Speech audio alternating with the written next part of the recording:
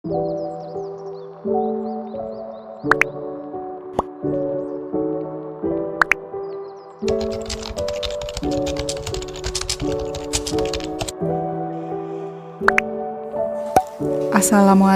warahmatullahi wabarakatuh.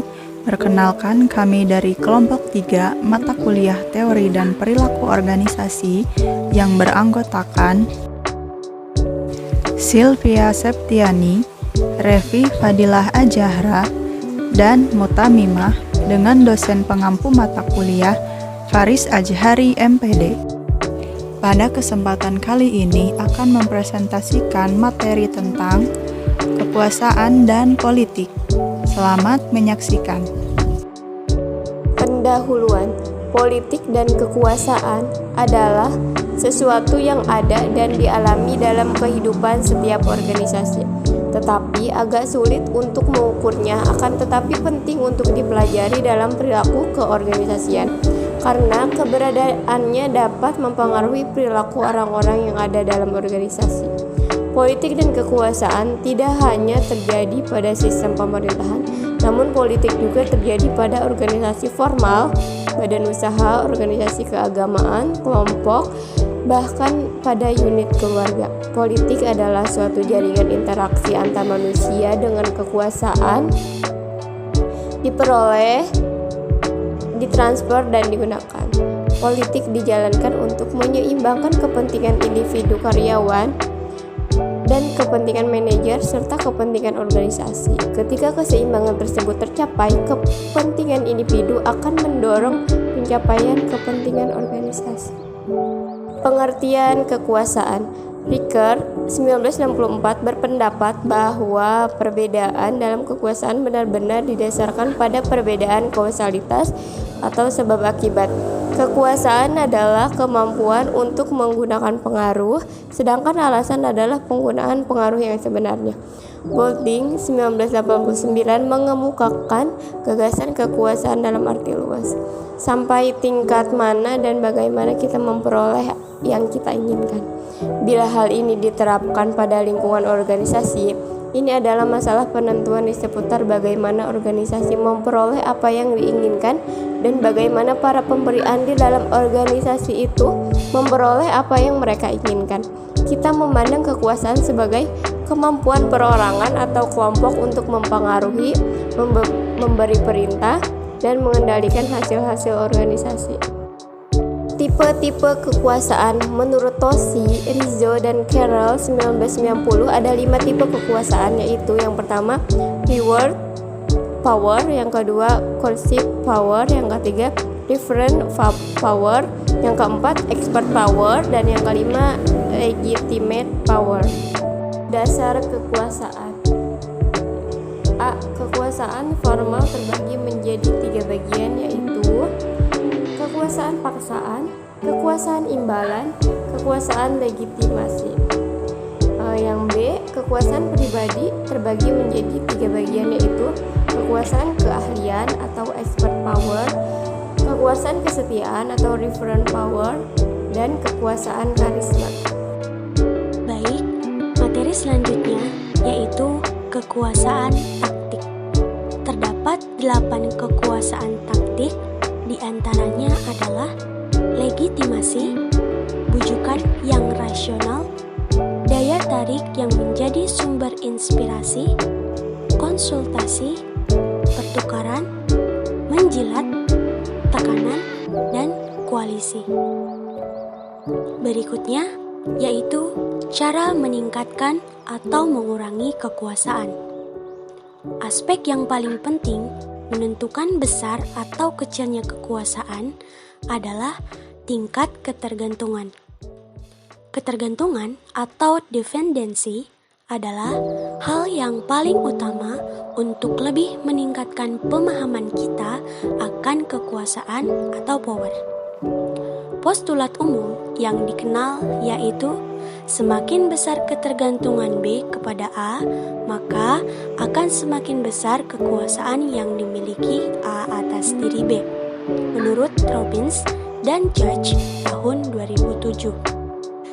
Maka jurus umum untuk meningkatkan kekuasaan terhadap orang lain adalah dengan meningkatkan ketergantungan orang lain kepada kita, dan jurus umum untuk mengurangi kekuasaan orang lain terhadap kita adalah dengan mengurangi ketergantungan kita kepada orang lain.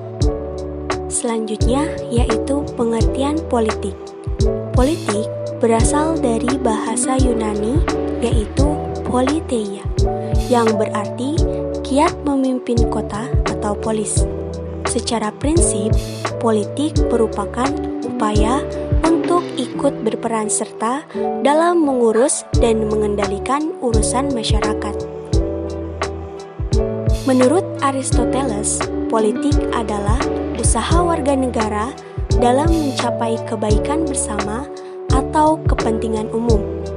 Politik juga dapat diartikan sebagai proses pembentukan kekuasaan dalam masyarakat yang antara lain berwujud proses pembuatan keputusan, khususnya dalam negara.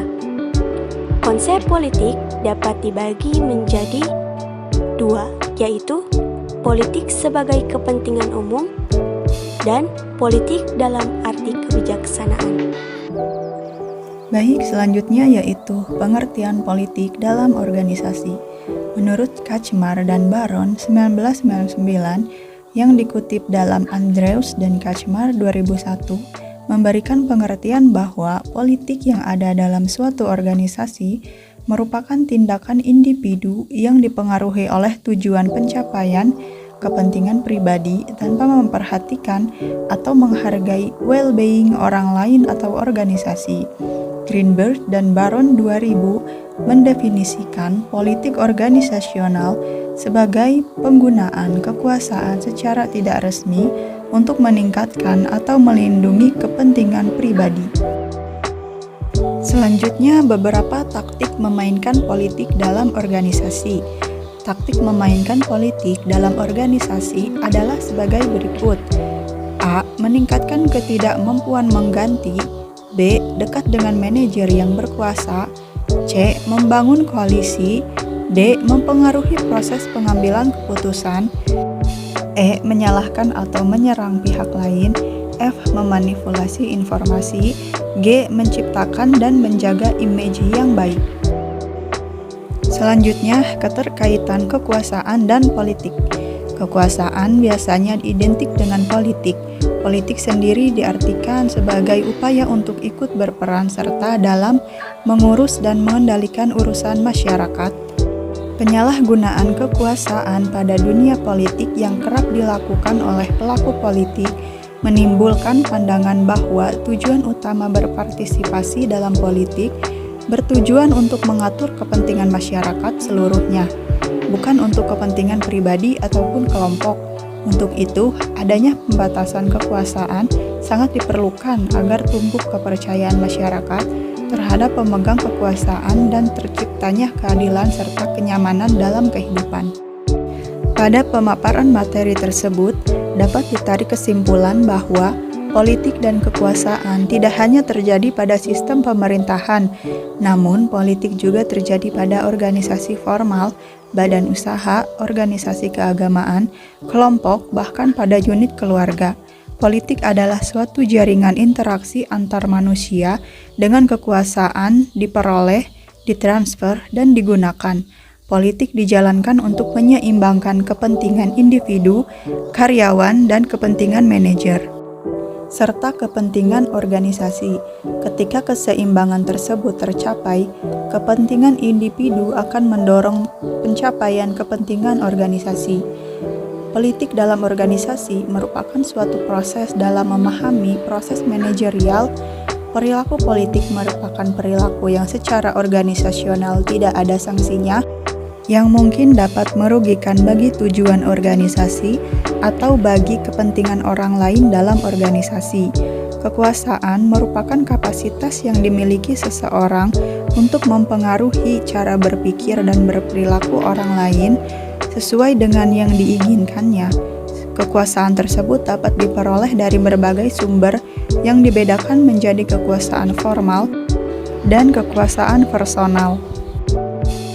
Sekian pemaparan materi dari kelompok kami. Kurang lebihnya mohon maaf. Wassalamualaikum warahmatullahi wabarakatuh.